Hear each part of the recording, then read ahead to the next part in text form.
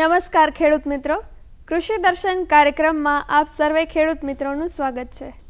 ખેડૂત મિત્રો, વર્તમાન સમયમાં જમીનની ફળદ્રુપતા ખૂબ જ ઘટી રહી છે, જેના કારણે પર્યાવરણમાં ઘણા બધા રોગો ફેલાઈ રહ્યા છે। આ રોગો અત્યારે જોવા જઈએ તો દરેક 10મા માણસે કોઈને કોઈ એક માણસને એક પ્રકારનો રોગ છે। હવે આ રોગોથી બચવા માટે દરેક મનુષ્ય પ્રાકૃતિક ખેતી તરફ અને પ્રાકૃતિક ખોરાક તરફ વળી રહ્યા છે। એવા સમયમાં પ્રાકૃતિક ખેતીનું મહત્ત્વ વધી ગયું છે, કારણ કે એનાથી ખેડૂતને સારી આવક પણ મળે છે અને માણસોને સારું સ્વાસ્થ્ય પણ મળે છે, ઉપરાંત પર્યાવરણની સ્વસ્થતા પણ જળવાઈ રહે છે। તો આજે આપણને પ્રાકૃતિક ખેતી વિશે માહિતી આપવા તેમજ તેના વિવિધ આયામો વિશે વાત કરવા જૂનાગઢથી નાયબ ખેતી નિયામક તાલીમ ડીજી રાઠોડ સાહેબ ઉપસ્થિત છે। નમસ્કાર સાહેબ, કૃષિ દર્શન કાર્યક્રમમાં તમારું સ્વાગત છે। સર, સૌપ્રથમ એ જણાવો કે પ્રાકૃતિક ખેતી એટલે શું અને એ ખેતી કેવી રીતે થઈ શકે? પ્રાકૃતિક ખેતી એટલે પ્રકૃતિના મૂળભૂત સિદ્ધાંતો આધારિત ગાયના ગોબર અને ગૌમૂત્ર ઉપર ઓછા ખર્ચે કરવામાં આવતી ખેતી, જેની અંદર પ્રાકૃતિક રીતે જે પોષક તત્વોની ઉપલબ્ધતા કરવામાં આવે છે તેનાથી પાકની પોષણ વ્યવસ્થા જળવાય છે, જે પ્રાકૃતિક ખેતીના મૂળભૂત આયામો ઉપર આધારિત હોય છે। તેની અંદર બીજામૃત, જીવામૃત, ઘનજીવામૃત, વાપસા, સહજીવન એટલે કે મિશ્ર પાક પદ્ધતિ, આ બધા આયામોનો ઉપયોગ કરીને કરવામાં આવતી ખેતીને પ્રાકૃતિક ખેતી પદ્ધતિ કહેવામાં આવે છે। તો પ્રાકૃતિક ખેતી માટે આદર્શ જમીન કેવી હોઈ શકે? ખેડૂત મિત્રો, આદર્શ જમીન એટલે કે જે જમીનની અંદર 45% પેરેન્ટ મટીરિયલ, 5% ઓર્ગેનિક મેટર, 25% હવા અને 25% પાણી, આવી જે પરિસ્થિતિવાળી જમીન હોય તેને આપણે આદર્શ જમીન કહી શકીએ। જે 45% હું પેરેન્ટ મટીરિયલ કહું છું કે જે જમીન જે મિનરલાઇઝેશન પ્રક્રિયાથી જે મૂળભૂત રીતે બનેલી છે, કે જે જમીનનું જીનેટિક્સ છે તેનો ભાગ આની અંદર 45% હોય છે। 5% ઓર્ગેનિક મેટર એટલે કે જમીનની અંદર જે સેન્દ્રીય કાર્બનનું પ્રમાણ જો આપણે 2% જેટલું હોય તો એને આપણે 5% જેટલી ઓર્ગેનિક મેટરવાળી જમીન કહી શકીએ। આજના સમયમાં મોટાભાગની જમીનની અંદર સેન્દ્રીય કાર્બનનું પ્રમાણ 0.5%થી નીચે જેટલું જોવા મળે છે, જેથી આપણે કહી શકીએ કે આજની જમીન આપણે બિન ઉપજાઉ કરી રહ્યા છીએ। જ્યારે બીજી વાત જે કરી છે 25% હવા અને 25% પાણી, કે જેને આપણે વાપસા પરિસ્થિતિ કહીએ છીએ, કે જ્યારે જમીનની અંદર હવા અને પાણીનું સંતુલન જળવાય ત્યારે પોષક તત્વો પૂરતી માત્રામાં ઉપલબ્ધ થતા હોય છે, તો આવી જમીનને આપણે આદર્શ જમીન કહી શકીએ। તો હવે આ આદર્શ જમીનમાં છોડ ઉગાડવા માટે અને છોડની વૃદ્ધિ અને વિકાસ માટે કેવા પોષક તત્વો જરૂરી હોય છે? ખેડૂત મિત્રો, કોઈ પણ છોડને અથવા પાકને પોતાનું જીવન ચક્ર પૂરું કરવા માટે અંદાજે 16 થી 18 જેટલા પોષક તત્વોની જરૂરિયાત હોય છે। તેની અંદર 3 બંધારણીય તત્વો કે જેને આપણે છોડનું મૂળ બંધારણ નક્કી કરે છે, આવા તત્વો જેને કાર્બન, હાઇડ્રોજન અને ઓક્સિજન, આ 3 તત્વો એવા છે કે જે કુદરતી રીતે છોડનું બંધારણ નક્કી કરે છે। આ તત્વો બંધારણીય તત્વો છે। ત્યારબાદ 3 મુખ્ય તત્વો કે જે છોડના પોષણ વ્યવસ્થામાં મુખ્ય ભાગ ભજવે છે, આવા 3 તત્વો જેને આપણે નાઇટ્રોજન, ફોસ્ફરસ અને પોટાશના નામથી ઓળખીએ છીએ। જે બંધારણીય તત્વો હોય છે તે છોડના બંધારણની અંદર પોતાનો 95% જેટલો ભાગ ભજવતા હોય છે, જ્યારે આ 3 મુખ્ય તત્વો છે તેનો છોડ અથવા પાકની અંદર પોતાનો ભાગ 3 થી 3.5% જેટલો આ ભાગ ભજવતા હોય છે। ત્યારબાદ જે તત્વો આવે છે તેને આપણે ગૌણ તત્વો તરીકે ઓળખીએ છીએ, જે કેલ્શિયમ, મેગ્નેશિયમ અને સલ્ફર, આ 3 તત્વો જેને ગૌણ તત્વો તરીકે ઓળખવામાં આવે છે। આ 3 તત્વોનો હિસ્સો છોડના બંધારણની અંદર 1 થી 1.5% જેટલો હોય છે। ત્યારબાદ સૂક્ષ્મ તત્વો કે જેની છોડને થોડી માત્રામાં જરૂર હોય છે, તેવા અંદાજે 7 થી 10 જેટલા સૂક્ષ્મ તત્વોની જરૂરિયાત હોય છે, જેની અંદર લોહ, તાંબુ, ઝીંક, મેંગેનીઝ, આ ઉપરાંત મોલિબ્ડેનમ, આ બધા તત્વો છે, નિકલ, કેડિયમ, આ બધા જે તત્વો છે તેને આપણે સૂક્ષ્મ તત્વો તરીકે ઓળખીએ છીએ। તો જે બંધારણીય તત્વો છે જેમ કે કાર્બન, ઓક્સિજન અને કાર્બન ડાયોક્સાઇડ, ઓક્સિજન અને હાઇડ્રોજન, તો એનું મહત્વ શું છે પ્રાકૃતિક ખેતીમાં? કોઈ પણ છોડની અંદર જેમ મેં વાત કરી કે આપણે જે છોડનું મૂળ બંધારણ જે નક્કી કરે છે એવા આ 3 બંધારણીય તત્વો કાર્બન, હાઇડ્રોજન અને ઓક્સિજન, જે કુદરત દ્વારા કોઈ પણ છોડને સીધી રીતે મળે છે, એટલે કે એના માટે ખેડૂતે કોઈ પણ ખાતર કે એ આપવાની જરૂરિયાત રહેતી નથી. આ બંધારણીય તત્વો આપણા પાકને કુદરતમાંથી હવા અને પાણી દ્વારા મળે છે. કાર્બન અને હાઇડ્રોજન અને ઓક્સિજન જે છોડના બંધારણનો 95% જેટલો ભાગ નક્કી કરે છે, તેની અંદર જ્યારે આપણે પ્રાકૃતિક ખેતીની અંદર આ વસ્તુ જે કુદરત વિનામૂલ્યે જે આપણના છોડને આપે છે, તો છોડ હવામાંથી કાર્બન ડાયોક્સાઇડ લે છે અને મૂળ દ્વારા પાણી લે છે. આવી રીતે 6 અણુ કાર્બન ડાયોક્સાઇડના અને 6 અણુ પાણીના ભેગા થઈ અને 1 અણુ ગ્લુકોઝનો બને છે. આ પ્રક્રિયા પ્રકાશ સંશ્લેષણની પ્રક્રિયા કહેવામાં આવે છે, જે સૂર્યપ્રકાશની હાજરીમાં થાય છે.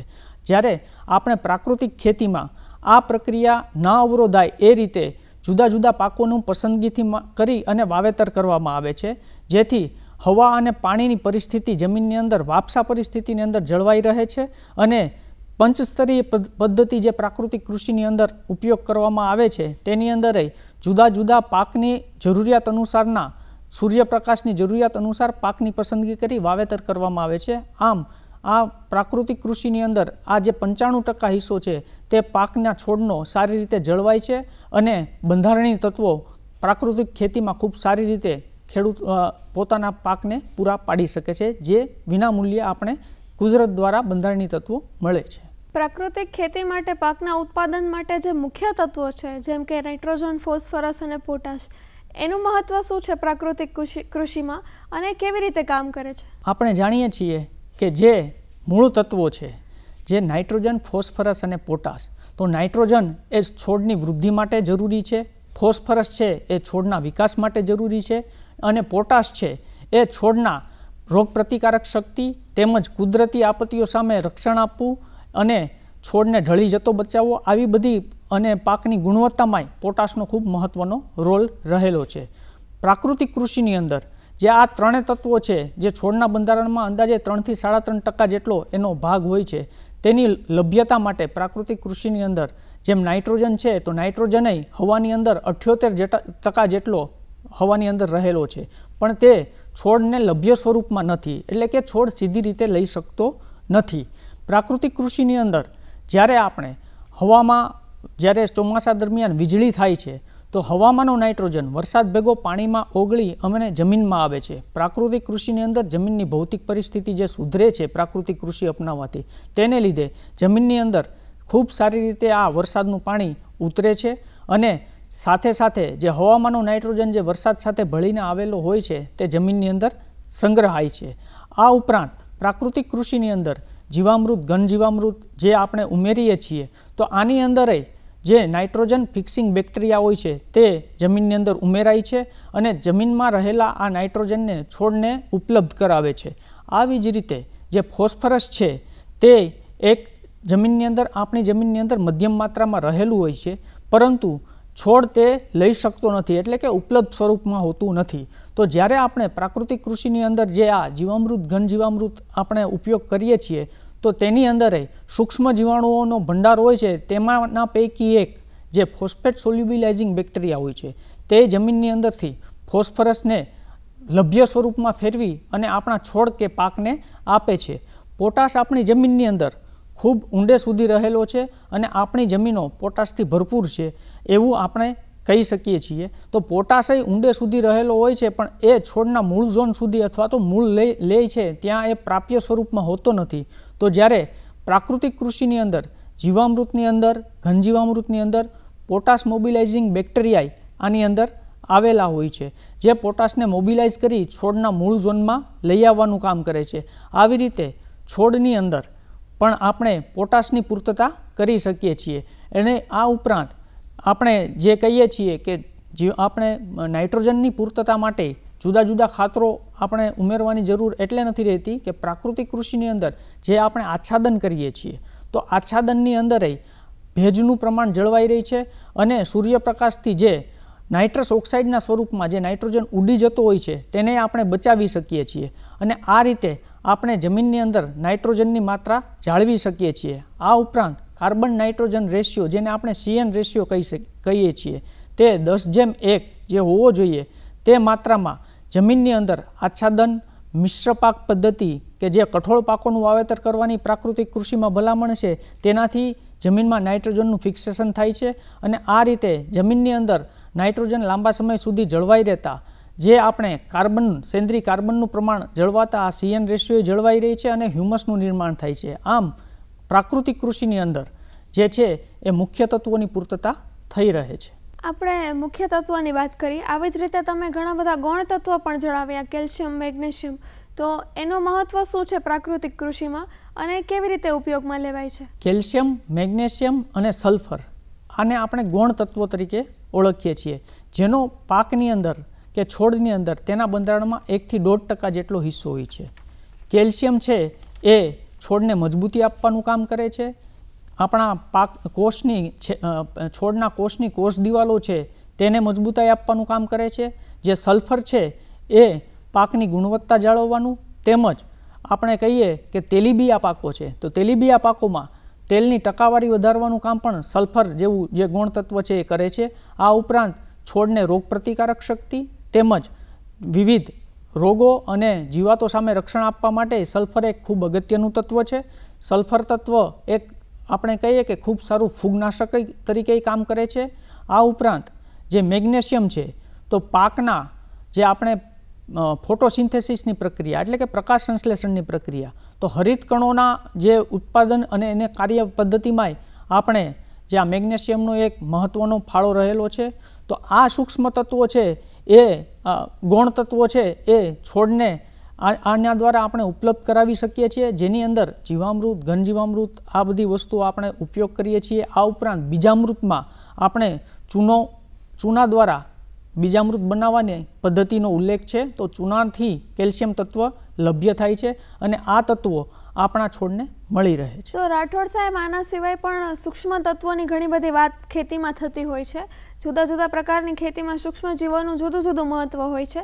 તો પ્રાકૃતિક ખેતીમાં સૂક્ષ્મ તત્વોની કે સૂક્ષ્મ જીવોનું શું મહત્વ છે? સૂક્ષ્મ તત્વો એને કહેવામાં આવે છે કે જેની પાકને ખૂબ થોડી માત્રામાં જરૂર હોય છે, પરંતુ જો એ ન હોય તો એમની ગેરહાજરી તુરંત પાકને વર્તાય છે.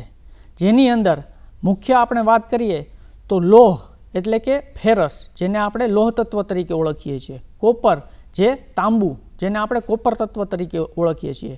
આ ઉપરાંત કેડિયમ અને બોરોન, ઝીંક એટલે કે જસત. આ ઉપરાંત જે બીજા તત્વો છે સૂક્ષ્મ માત્રામાં જે જરૂરિયાત હોય છે, ક્લોરિન છે, બરાબર. આ બધા તત્વો સૂક્ષ્મ માત્રામાં જરૂર હોય છે. એ છોડની અંદર જૈવ રાસાયણિક પ્રક્રિયાઓ, આ ઉપરાંત હોર્મોનની પ્રક્રિયાઓ, આ બધા પ્રક્રિયાઓમાં એનો ફાળો રહેલો હોય છે. અને જો આની ગેરહાજરી હોય તો છોડ બીજા તત્વો લઈ શકતો નથી. એટલે સૂક્ષ્મ તત્વોનો આ માટે ખૂબ અગત્યનો ફાળો રહેલો છે.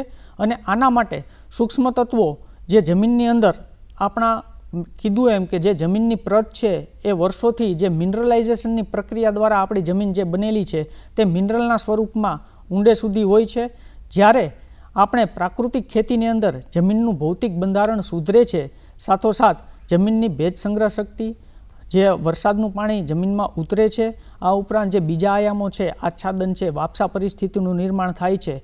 તો જે આ સૂક્ષ્મ તત્વો જમીનની અંદર ઊંડે રહેલા હોય છે તે સૂક્ષ્મ તત્વો આપણા જમીનની અંદર જ્યારે આપણી ભાષામાં કહીએ તો હોળાષ્ટક પૂરું થયા બાદ વસંત ઋતુનો પ્રારંભ થાય છે, ત્યારે જે જમીનની અંદર આપણું જે ઉતરેલું પાણી જે ભૌતિક પરિસ્થિતિને લીધે સારી થઈ હોય છે પ્રાકૃતિક કૃષિની અંદર, તો ઊંડે સુધી જે ઉતરેલું પાણી છે એ કેશાકર્ષણની પ્રક્રિયા દ્વારા ઉપરના ઝોનમાં આવે છે, મૂળના ઝોનમાં આવે છે. અને આ મિનરલાઇઝ થયેલા જે સૂક્ષ્મ તત્વો જે દ્રાવ્ય થયેલા હોય છે એને ઉપરના ઝોનમાં લઈ આવે છે અને છોડને તે સહેલાઈથી ઉપલબ્ધ થાય છે. આ રીતે પ્રાકૃતિક કૃષિની અંદર સૂક્ષ્મ તત્વોનું વ્યવસ્થાપન પણ થાય છે. ખેડૂત મિત્રો, પ્રાકૃતિક ખેતીને ગાય આધારિત ખેતી પણ કહેવાય છે. જ્યારે ગાયના ગૌમૂત્ર અને ગોબરનો પ્રાકૃતિક ખેતીમાં ખૂબ જ સારો ઉપયોગ થાય છે. હવે એનો ઉપયોગ કેવી રીતે થાય છે અને કેટલી માત્રામાં એનો ઉપયોગ કરવો, આવો રાઠોડ સાહેબ પાસેથી જાણીએ. જે પ્રમાણે આપણે વાત કરી કે ગાયનું ગોબર અને ગૌમૂત્ર એનો પ્રાકૃતિક ખેતીની અંદર ઉપયોગ થાય છે. ગાયનું ગોબર છે એ સૂક્ષ્મ જીવાણુઓનો ભંડાર છે, જેની અંદર આપણા જમીનની અંદર પોષક તત્વો ઉપલબ્ધ કરાવતા સૂક્ષ્મ જીવાણુઓ ભરપૂર માત્રામાં રહેલ છે, જે જમીનની ભૌતિક પરિસ્થિતિ સુધારે છે, જમીનની અંદર સેન્દ્રીય પદાર્થોના વિઘટનનું કામ કરે છે અને જમીનની અંદર સેન્દ્રીય કાર્બનની માત્રાએ વધારે છે. આ ઉપરાંત જે ગૌમૂત્ર છે તે જમીનની અંદર પોતાની જે અંતઃસ્ત્રાવોની પ્રક્રિયા એટલે કે હોર્મોનલ જે ચેન્જીસ છે તેની અંદર છોડની અંદર રોગપ્રતિકારક શક્તિ અને આ બધી પ્રક્રિયાઓ વધારે છે. આને લીધે જમીનની અંદર જે આપણે કહીએ કે ફળદ્રુપ અને ઉપજાઉ જમીન આપણે ગોબર અને ગૌમૂત્ર થકી આપણી જમીનને ફળદ્રુપ અને ઉપજાઉ બનાવી શકીએ છીએ. આપણે છે ને પ્રાકૃતિક ખેતીની વાત કરતા હતા ત્યારે આપણે જીવામૃતની વાત કરી, તો જીવામૃત કેવી રીતે બનાવી શકાય? જીવામૃત બનાવવાની પદ્ધતિ એકદમ સરળ છે અને આપણે જીવામૃત થકી આપણી જમીનને ફળદ્રુપ અને ઉપજાઉ બનાવી શકીએ છીએ. આના માટે એક 200 લીટરના બેરલને આપણે છાયામાં રાખી તેની અંદર 180 લીટર જેટલું પાણી, 8 થી 10 કિલોગ્રામ જેટલું ગોબર, 8 થી 10 લીટર જેટલું ગૌમૂત્ર, 1 થી 1.5 કિલો જેટલો ગોળ તથા 1 થી 1.5 કિલો જેટલી કોઈપણ કઠોળનો લોટ અથવા બેસન અને 500 ગ્રામ એટલે કે 1 મુઠ્ઠી જેટલી કોઈપણ ઝાડ નીચેની માટી આ વસ્તુ ઉમેરી અને જે છાંયે રાખેલું બેરલ છે તેને સવાર સાંજ ઘડિયાળના કાંટાની દિશામાં 5 મિનિટ હલાવવાથી આ જીવામૃતનું દ્રાવણ તૈયાર થાય છે. અને આ જે જીવામૃત છે તે શિયાળાની અંદર અંદાજે 5 થી 7 દિવસમાં, જ્યારે ઉનાળાની અંદર અંદાજે 2 થી 3 દિવસમાં તૈયાર થઈ જાય છે. અને આ જીવામૃતનો ઉપયોગ આપણે 1 એકર જમીન માટે કરી શકીએ છીએ. અચ્છા, તો પ્રાકૃતિક ખેતીના જે બીજા આયામો છે જેમ કે બીજાદન, આચ્છાદન, તો એ આયામોનું પ્રાકૃતિક ખેતીમાં શું મહત્વ છે? પ્રાકૃતિક કૃષિના જે બીજા આયામો છે, ખાસ કરીને જે વાત કરી આપે એ પ્રમાણે બીજામૃત, તો બીજામૃત એના ઉપયોગ થકી આપણે બીજના ઉગાવવામાં તેમજ અંકુરણમાં સારી રીતે એ મદદરૂપ થાય છે. આ ઉપરાંત બીજું જે આયામ છે વાપસા પરિસ્થિતિ, તો વાપસા પરિસ્થિતિ જે કીધું કે જેની અંદર જમીનમાં ભેજ અને પાણી અને હવાનું પ્રમાણ જે સપ્રમાણ જળવાઈ રહી છે તેની અંદર પાકની અને છોડની વૃદ્ધિ ખૂબ સારી અવસ્થામાં જોવા મળે છે. એટલે આપણી જમીનમાં જ્યાં હવા અને ભેજનું સંતુલન પ્રમાણ જળવાઈ રહે ત્યાં આપણે છોડનો વૃદ્ધિ અને વિકાસ સારી રીતે થાય છે. આને આપણે વાપસા પરિસ્થિતિ કહીએ છીએ.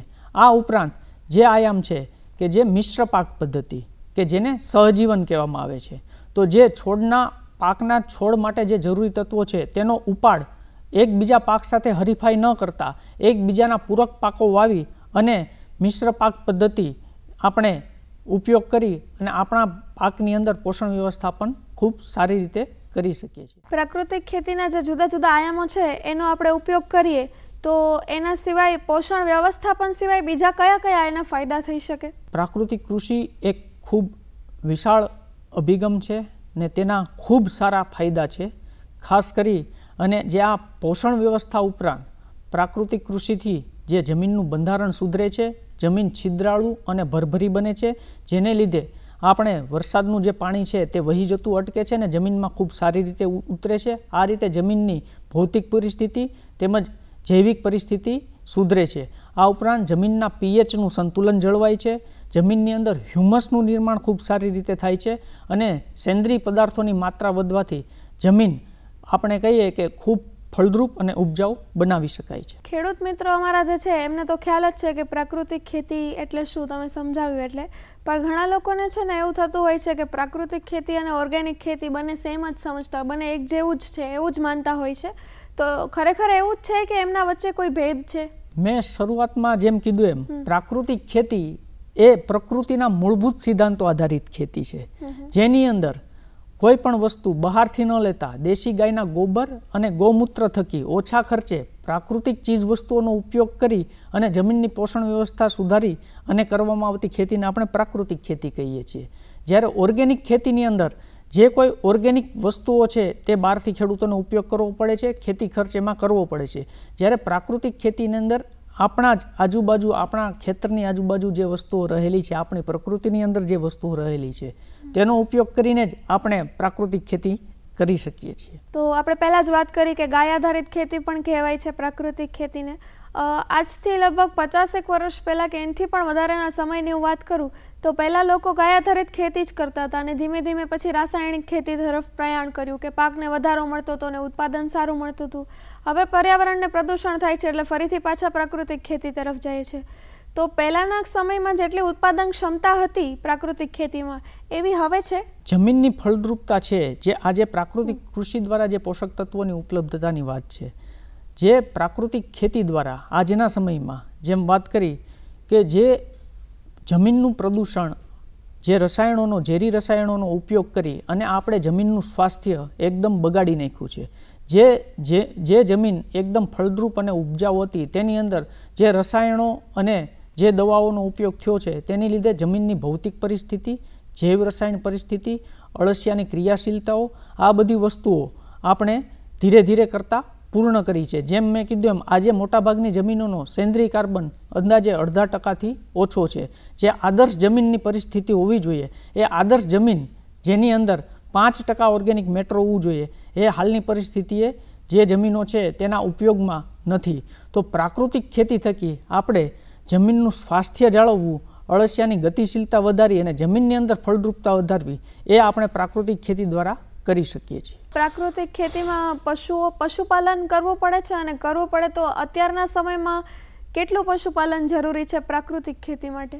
પ્રાકૃતિક ખેતીની અંદર પશુપાલન કરવું જરૂરી હોવું એ ખાસ અગત્ય કરતાંય પ્રાકૃતિક ખેતીની અંદર એક જે આપણે વાત કરીએ જીવામૃત બનાવવા માટે, કે જે 8 થી 10 કિલો ગાયનું ગોબર, 8 થી 10 કિલો ગૌમૂત્ર, 8 થી 10 લીટર આટલી જ વસ્તુઓના ઉપયોગથી આપણે જે જીવામૃત બનાવી અને 1 એકર જેટલી જમીનમાં આપણે જો ફળદ્રુપતા એનું વ્યવસ્થાપન કરી શકતા હોય તો આપણે પશુપાલન કરતાંય જો આપણી પાસે ગાય અને આપણા જે કોઈ બીજા સ્ત્રોતો છે તેની અંદર ગોપાલન અથવા ગૌશાળાઓ, તેમના દ્વારા આ જીવામૃત, ઘન જીવામૃત, આની ઉપલબ્ધતા, ગાયના ગોબરની ઉપલબ્ધતા દ્વારા આપણે આપણી જમીનને ખૂબ સારી રીતે ફળદ્રુપ કરી શકીએ છીએ. પ્રાકૃતિક ખેતી માટે જમીનની આપણે વાત કરી કે આદર્શ જમીન કોને કહેવાય, તો એ આદર્શ જમીનમાં કોઈ વાતાવરણની અસર થાય છે કે અમુક પ્રકારના વાતાવરણમાં જ પ્રાકૃતિક ખેતી થઈ શકે, કે વધુ પડતો તડકો પડતો હોય તો ત્યાં ન થઈ શકે, અથવા વધુ પડતો વરસાદ પડતો હોય તો ત્યાં ન થઈ શકે, એવી કોઈ બંધારણ ખરા? આપણે દરેક એગ્રો ક્લાઇમેટિક ઝોન એટલે કે આપણા જે વિસ્તારોમાં જે કુદરતી વાતાવરણો છે, પ્રાકૃતિક ખેતી આપણે દરેક વિસ્તારોમાં કરી શકીએ છીએ. પ્રાકૃતિક ખેતી એ આપણે જે કોઈ પ્રકૃતિના મૂળભૂત સિદ્ધાંતોને આધારિત જે કોઈ વિસ્તારની પ્રકૃતિ છે તેને સાથે રાખી અને કરવાની આ વસ્તુ છે. તો જેની અંદર પ્રકૃતિના મૂળભૂત સિદ્ધાંતો, જેની અંદર જે છે આપણી જૈવ રસાયણ પ્રક્રિયા, આપણું આજુબાજુની આબોહવા અને આપણા જે દેશી ગાય અને ગોબર અને ગૌમૂત્ર થકી આપણે કરીએ છીએ, તેથી જેની અંદર બધી વસ્તુઓ આપણે પ્રકૃતિને સાથે રાખીને કરવાની છે. જેમાં જીવામૃત છે, બીજામૃત છે, આચ્છાદન છે, વાપસા પરિસ્થિતિ છે, મિશ્ર પાક પદ્ધતિ છે. આ બધી વસ્તુઓ આપણા જ વિસ્તારની અંદર આપણે આપણા વિસ્તારના પાકો પસંદ કરી, તેની અંદર સહજીવન માટે મિશ્ર પાકો પસંદ કરી, આચ્છાદન માટે આપણા જ પાકના અવશેષો તેનો ઉપયોગ કરી અને આપણે આપણી જમીનનું માઇક્રો ક્લાઇમેટ એટલે કે જે જમીનના મૂળ વિસ્તારની અંદરનું જે વાતાવરણ છે તેને આપણે ખૂબ સારી રીતે ડેવલપ કરી અને પ્રાકૃતિક ખેતી કરી શકીએ છીએ. અમારા જે ખેડૂત મિત્રો છે જેમને પ્રાકૃતિક ખેતી કરવી છે અને જે હાલમાં કરી રહ્યા છે, એમને તમે કોઈ મેસેજ આપવા માંગશો? આજના કાર્યક્રમમાં હું ખેડૂત મિત્રોને 3 સંદેશ આપવા માંગીશ.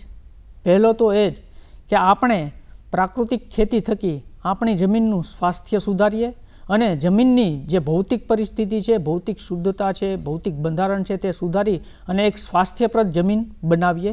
બીજો મારો સંદેશ એ છે કે પ્રાકૃતિક ખેતીના ઉપયોગ થકી આપણે આપણું તેમજ આપણા જે નાગરિકો છે તેનું સ્વાસ્થ્ય સુધારીએ.